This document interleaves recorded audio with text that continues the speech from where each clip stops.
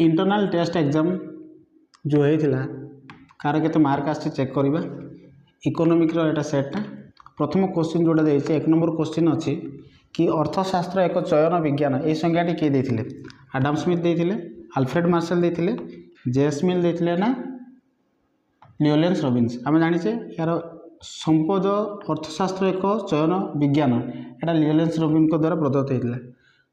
Next question अच्छी कि निम्नलिखित मध्य संपदर वैशिष्ट्य नुहे किए संपदर वैशिष्ट्य नुहे अंतर्निहित गुण अर्थात अंतर्निहित गुण संपदर वैशिष्ट्य नुहे। क्वेश्चन नंबर सी अच्छे अर्थशास्त्र एक संपद विज्ञान ये संज्ञाटी किए देते अर्थशास्त्र एक संपद विज्ञान ये संज्ञाटी किए देते आम जानते संपद विज्ञान प्रवक्ता जे थे संपद संज्ञार प्रवक्ता थे आडम स्मिथ तेणु यहाँ आडम स्मिथ हे। क्वेश्चन नंबर डी जोड़ा देती जितेबाला प्रांतीय उपयोगिता शून्य हुए से समय मोट उपयोगिता कौन होता है जितेबाला प्रांतीय उपयोगिता शून्य हुए से मोट उपयोगिता सर्वाधिक होता है। क्वेश्चन नंबर ई आय वृद्धि हेले चाहिदा रेखार स्थिति कौन होता है आय जितेबाला वृद्धि हुए से चाहिदा रेखार स्थिति कौन होता है डाहाण को स्थानांतरित हुए आय जितेबाला वृद्धि होता है से चाहिदा रेखा डाहाण को स्थानांतरित होता है। एफ देती एकाधिकार बजार में चाहिदा रेखार आकार किपरि होता है एकाधिकार बजार में चाहिदा रेखार आकार किपरि होता है निम्नगामी होता है। तापर देती निम्नलिखित क्योंटी वाणिज्यिक बैंक कार्य नुहे निम्नलिखित क्योंटी वाणिज्यिक बैंक कार्य नुहे यार सठिक आंसर होची कि वाणिज्यिक बैंक ऋण को नियंत्रण करे ना। एस होती क्यों बजार में विपुल संख्यक क्रेता और विक्रेता था यहाँ पूर्ण प्रतियोगिता बजार। तापर देसी हाराहारी परिव्यय इज इक्वल टू सीमांत परिव्यय जितेबाला केतेबाला सेटा हाराहारी परिव्यय और सीमांत परिव्यय समान हम हाराहारी परिव्यय जितेबाला सर्वनिम्न हम से समय हाराहारी परिव्यय और सीमांत परिव्यय समान होता है। जे देसी सीमांत उपयोगिता रेखाटी किपरि होता है सीमांत उपयोगिता रेखा सदाबेला निम्नगामी होता है। ग्रुप बी रे जोड़ा देती तीन एनी 3 लिखी तीनो प्रश्नर उत्तर आमको देवाई कही। प्रथम क्वेश्चन जब देखा ताले सीमांत उपयोगिता और मोट उपयोगिता मध्य पार्थक्य कौन रही तापर बी रे देती केंद्रीय बैंक एवं वाणिज्यिक बैंक मध्य पार्थक्य कौन रही चाहिदा रेखा कौन बुझाओ आउ सेमती डी रे पूर्ण प्रतियोगिता बजार में 3टी वैशिष्ट्य आउ ई रे देती चाहिदार स्थितिस्थापकता।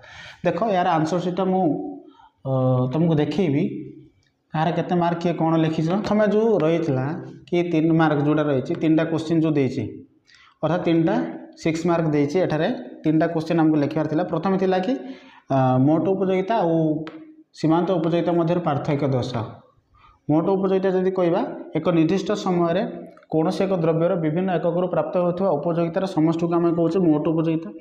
तो जिते पार्थक्य दर्शाओ लिखा जाए ना तार जस्ट ए साइड लिखा जाए एपटे मोट उपयोगिता लिखला बेले आर पटे सीमांत उपयोगिता लिखा तेणु यहाँ मुझे प्रकार करदे तुम निजे चेक करदेव। सीमांत उपयोगिता कौन कौन सी द्रव्यर अतिरिक्त एकक उपभोग फल से ही द्रव्यर मोट उपयोगितार जो परिमाण वृद्धि पाई था आम सीमांत उपयोगिता कही था तार यार एगेन्स्ट रे ताने यार ये जो मोट उपयोगिता गोटे साइड रहा बेले सीमांत उपयोगिता आ गोटे साइड लिख। तापर देखुची 2 नंबर पॉइंट कही कि द्रव्यर परिमाण जिते वृद्धि हुए मोट उपयोगिता वृद्धि होता है द्रव्यर परिमाण जिते वृद्धि होची मोट उपयोगिता से समय कौन होता है वृद्धि होता है। सीमांत उपयोगिता कौन कर द्रव्यर परिमाण वृद्धि हेले सीमांत उपयोगिता ह्रास पाइब। पॉइंट नंबर 3 जिते मोट उपयोगिता सर्वाधिक हुए सीमांत उपयोगिता शून्य होता है जिते मोट उपयोगिता सर्वाधिक हुए सीमांत उपयोगिता शून्य होता है। तेणु एठारे सेमती तार अपोजिट साइड लिखा जिते सीमांत उपयोगिता शून्य हुए मोट उपयोगिता सर्वाधिक हुए। तापर देखिए जिते मोट उपयोगिता ह्रास पाए अर्थात मोट उपयोगिता जिते ह्रास पाँच से समय सीमांत उपयोगिता ऋणात्मक हुए अर्थात मोट उपयोगिता ह्रास पाइबा बेले सीमांत उपयोगिता ऋणात्मक होता है। जितेबाला मोट उपयोगिता ऋणात्मक जितेबाला मोट उपयोगिता ह्रास पाए सीमांत उपयोगिता से समय ऋणात्मक हुए तार अपोजिट साइड रे लिखा कि जितेबाला सीमांत उपयोगिता ऋणात्मक हुए से मोट उपयोगिता ह्रास पाए जितेबाला सीमांत उपयोगिता ऋणात्मक हुए मोट उपयोगिता ह्रास पाए। यहाँ था आम पार्थक्य दर्शाओ। तापर आउ गोटे पार्थक्य दर्शाओ केंद्रीय बैंक और वाणिज्यिक बैंक मध्य पार्थक्य दर्शाओ। देख प्रथम पॉइंट हूँ केंद्रीय बैंक हूँ गोटे देश में केंद्रीय बैंक गोटे थाए वाणिज्यिक बैंक कहूँ गोटे देश में वाणिज्यिक बैंक एकाधिक थाए। पॉइंट नंबर 2 केंद्रीय बैंक मुद्रा प्रचलन करें वाणिज्यिक बैंक मुद्रा प्रचलन करें ना। केंद्रीय बैंक जनसाधारणकर हित पाई कार्य करे, वाणिज्यिक बैंक लाभ अर्जन करने कार्य करे। तापर लास्ट पॉइंट हूँ केंद्रीय बैंक देशर जनसाधारण सहित कारोबार कर न थाए किंतु वाणिज्यिक बैंक देशर जनसाधारण सहित कारोबार करिथाए। एटा थिला केंद्रीय और वाणिज्यिक बैंक मध्य पार्थक्य दर्शाओ। तापर आ गोटे सी नंबर क्वेश्चन थिला कि चाहिदा रेखा कहले कौन बुझ। देख चाहिदा रेखा हूँ जड़े व्यक्ति बा गोटे परिवार जितेबाला संभाव्य दर में बजार को किणापी जाऊँगी से तार जो तालिका रही तार से तालिका को आम जब रेखाचित्र माध्यम जदि आंकिबा ताकू कह जाउछि चाहिदा रेखा। अर्थात जड़े व्यक्ति बा परिवार विभिन्न संभाव्य दर में बजार किणापी चाहूबा द्रव्यर भिन्न भिन्न परिमाणर तालिका को रेखाचित्र प्रकाश कले ताकू आम कहूँ चाहिदा रेखा। पॉइंट नंबर 2 व्यक्तिगत चाहिदा सूची परी चाहिदा रेखा मध्य व्यक्तिगत हो पारे। जमी चाहिदा सूची को आधार करके चाहिदा रेखा अंकन करा जाउछि ठीक सेमिति व्यक्तिगत चाहिदा सूची परी आम कौन करथाउ कि चाहिदा रेखा मध्य व्यक्तिगत हो पारे। व्यक्तिगत चाहिदा रेखा को आधार करके बजार चाहिदा रेखा आकलन करा जाय थाए। डी नंबर क्वेश्चन होछि पूर्ण प्रतियोगितार वैशिष्ट्य 3टी लेख बोली थिला। विपुल संख्यक क्रेता और विक्रेता, समजातीय द्रव्य, प्रवेश प्रस्थान और स्वाधीनता, बजार संपर्क में पूर्ण ज्ञान, समान दर आदि एगुड़ाक पूर्ण प्रतियोगितामूलक बजार वैशिष्ट्य। तापर थिला दर स्थिति स्थापकता कहले कौन बुझी। चाहिदार स्थितिस्थापक कहले बा दर स्थितिस्थापक कहले एटा थिला चाहिदार स्थितिस्थापक। चाहिदार स्थितिस्थापक कहले चाहिदार संकोचन और प्रसारण क्षमता को बुझी था। पॉइंट नंबर 1 कौन सी द्रव्यर दर में जितेबाला निर्दिष्ट परिवर्तन हुए उक्त द्रव्यर चाहिदा जो मात्रा परिवर्तन होता है ताकू चाहिदार स्थितिस्थापक बोली कहुए। अर्थात से कहूँ गोटे द्रव्यर दर में जदि निर्दिष्ट परिवर्तन होची सही समय चाहिदा केते मात्रा परिवर्तन होची ताकू आकलन करिवार काम होची चाहिदार स्थितिस्थापकता। पॉइंट नंबर 3 दर परिवर्तन चाहिदा सूत्र को चाहिदा सूत्र आमको कौन करता है चाहिदार दिग संपर्क सूचय दे था। जिते दर परिवर्तन हुए से चाहिदा सूत्र चाहिदार दिग संपर्क सूचय दे था। ठीक सेमिति चाहिदार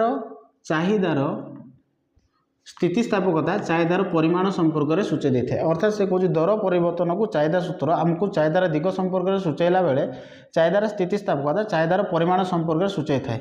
उदाहरण देछि द्रव्यर दर में 30% जितेबाला 30% ह्रास हुए से समय चाहिदा हुए तो कौन होता है 30% वृद्धि हो पाए ना ताठू अधिक हो पाए बा कम हो पाए ताको आकलन किए करता है चाहिदार स्थितिस्थापकता जोटा थे चाहिदार स्थितिस्थापक। 3 नंबर थिला कि हाराहारी परिव्यय और सीमांत परिव्यय मध्य संपर्क दर्शाओ। देख हाराहारी परिव्यय और सीमांत परिव्यय मध्य संपर्क कौन द्रव्यर एकक पिछा खर्च को आम कहे हाराहारी परिव्यय। ठीक सेपरी द्रव्यर अतिरिक्त एकक उत्पादन जो परिव्यय होता है ताको हम कहुँ सीमांत परिव्यय। अर्थात गोटे द्रव्य पिछा खर्च को आम कहे हाराहारी कहुआ बेले अतिरिक्त उत्पादन करने जो परिव्यय हुए बा जो खर्च हुए ताको कहुँ सीमांत परिव्यय। मोट परिव्यय को उत्पादित द्रव्यर परिमाण द्वारा जब आम भाग करवा ताले हाराहारी परिव्यय आकलन कर पारिबा। जति मोट खर्च करछे सपोजली आम 100 टका खर्च करछे एटा उदाहरण देछि आम देखिबा मोट परिव्यय को जब आम उत्पादित द्रव्यर परिमाण द्वारा जब आम भाग करछे से समय हाराहारी परिव्यय बाहरुछि। ठीक सेमिति मोट परिव्यय रु आम अतिरिक्त परिव्यय को वियोग कले सीमांत परिव्यय बाहर थाए। प्रथम कहला कि हाराहारी परिव्यय कौन हाराहारी परिव्यय होची मोट द्रव्यर एकक पिछा उत्पादन खर्च को आम हाराहारी परिव्यय कहे। ठीक सेमिति सीमांत परिव्यय जोटा कहूँ कि एक अतिरिक्त एकक उत्पादन होता परिव्यय को आम सीमांत परिव्यय कहले। मोट परिव्यय को जब आम कौन करवा मोट परिव्यय को उत्पादित द्रव्यर परिमाण द्वारा जब भाग करवा ताले हाराहारी परिव्यय बाहर। ठीक सेमिति मोट परिव्यय रु अतिरिक्त परिव्यय को जब आम वियोग करवा ताले कौन बाहर कि सीमांत परिव्यय बाहर। एठार उदाहरण देछि 10 एकक द्रव्य मोट उत्पादन खर्च होइछि 10टी द्रव्य उत्पादन करने खर्च होइछि 100 टका हेले एठारे एकक प्रति परिव्यय केते एकक प्रति परिव्यय 10 टका 100 हरण 10 माने 10 आम टोटाली 100 टका खर्च करछे आ 10टा द्रव्य उत्पादन करेछे तेणु आम जदि 100 रु जदि 10 हरिदेबा ताले केते बाहर गोटे द्रव्य प्रति हेतुआ खर्च बाहर।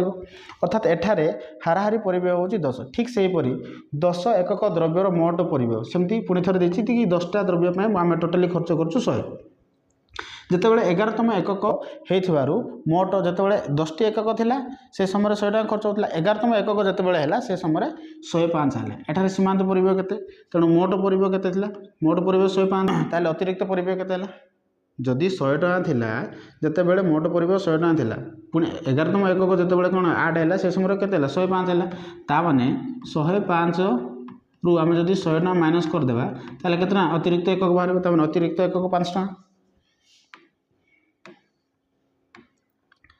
तापर क्वेश्चन थिला कि क्रमह्रास मान सीमांत उपयोगिता रे सीमांत उपयोगिता और मोट उपयोगिता मध्य संपर्क दर्शाओ। ओके देख जितेबाला आम क्रमह्रास मान सीमांत उपयोगिता प्रथम जाना कि क्रमह्रास मान सीमांत उपयोगिता मनुष्यर दैनंदिन जीवन में देखा जाउछि।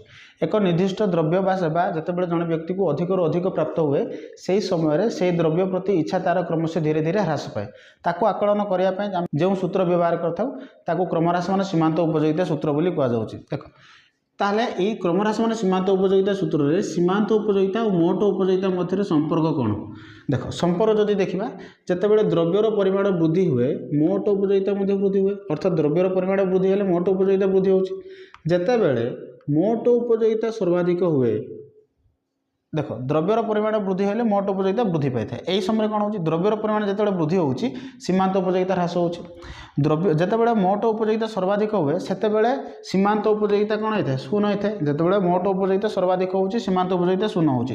जितेबाला सीमांत जितेबाला मोट उपयोगिता ह्रास होछि सेतेबेले सीमांत उपयोगिता ऋणात्मक हुए अर्थात मोट उपयोगिता जितेबाला ह्रास पाए सेतेबेले सीमांत उपयोगिता ऋणात्मक हुए। सी रे थिला व्यष्टि आउ समष्टि मध्य पार्थक्य दर्शाओ। देख पार्थक्य कौन व्यष्टि अर्थनीति कहले अर्थव्यवस्था से शाखा को बुझाए जहाँ व्यक्ति बा एकक परिवार को अध्ययन करे। सेमती समष्टि अर्थनीति कहले अर्थव्यवस्था से शाखा को बुझा जहाँ मोट उत्पादन जातीय आय सामूहिक नियोजन आदि को अध्ययन करे। अर्थात व्यष्टि अर्थनीति अर्थव्यवस्थार गोटे व्यक्ति बा गोटे परिवार को अध्ययन कला बेले समष्टि अर्थनीति मोट उत्पादन जातीय आय एवं मोट सामूहिक नियोजन को अध्ययन करता है। एठारे उपभोक्ता सर्वाधिक लाभ पाइबा रे कार्य करता है किंतु आम जब देखा समष्टि अर्थनीति लाभ पाई कार्य करे नहीं। तापरे यह अर्थव्यवस्थार एकक अंश को अध्ययन करे आम यार अपोजिट लिखिपर समष्टि अर्थनीति अर्थव्यवस्थार सामग्रिक अंश को अध्ययन करे अर्थात गोटे परिवार व्यक्तिगत संपत्ति आदि को अध्ययन करता है। ठीक सेमती आम एठार लिखिपर कि यह जातीय संपत्ति को अध्ययन करे सामग्रिक संपत्ति को अध्ययन करे। तापर सीमांत आय क्या कहुए सीमांत आय क्या कहुच्छे सीमांत आय कौच द्रव्यर अतिरिक्त एकक बिक्री फल प्रतिष्ठान मोट आय जो अतिरिक्त आय जोग हुए ताको सीमांत आय कहुए। लास्ट आम कौन द्रव्य को जिते बिक्री करुचे से समय मोट आय जो आय जोग होची ताको कहुच्छे सीमांत आय। पॉइंट नंबर 2 देछि सीमांत आय कमिले मोट आय मध्य कमे स्वाभाविक कथा सीमांत आय जिते कमिज मोट आय कमिज सीमांत आय वृद्धि हेले मोट आय मध्य वृद्धि होता है। उदाहरण स्वरूप देछि द्रव्यर 10 एकक बिक्री फल से 10टा द्रव्य बिक्रीला जो से 100 टका पाइला किंतु से कौची एवं 11तम एकक बिक्री फल जदि मोट आय जदि 105 होउची ताले एठा सीमांत आय केते 105 माइनस 100 इजिकल टू 5 एटार सीमांत आय होउची 5। लास्ट क्वेश्चन थिला जोगाण सूत्र क्या कह जाए। देख जोगाण सूत्र अन्य समस्त विषय अपरिवर्तित थाई कौन सी द्रव्यर दर वृद्धि हेले जोगाण में जो वृद्धि होता है एवं दर ह्रास हेले जोगाण जो ह्रास होता है ताकू कहुच्छी जोगाण सूत्र। अर्थात आम जब एठार देखा जोगाण आउ दर मध्य गोटे एठार प्रत्यक्ष संपर्क थाए ताकू एक सांकेतिक भाषा में प्रकाश कर एस एक्स जब आम कह एठार एक्स हूँ द्रव्यर जोगाण पी हूँ पी एक्स कहले एठार पी एक्स एठार एक्स हूँ द्रव्यर दर और आल्फा एटा हूँ प्रत्यक्ष संपर्क। एटा थिला इंटरनल रो एग्जाम रो आंसर सीटा निजे चेक करो कि आपण मानकर केते उत्तर आछि। धन्यवाद।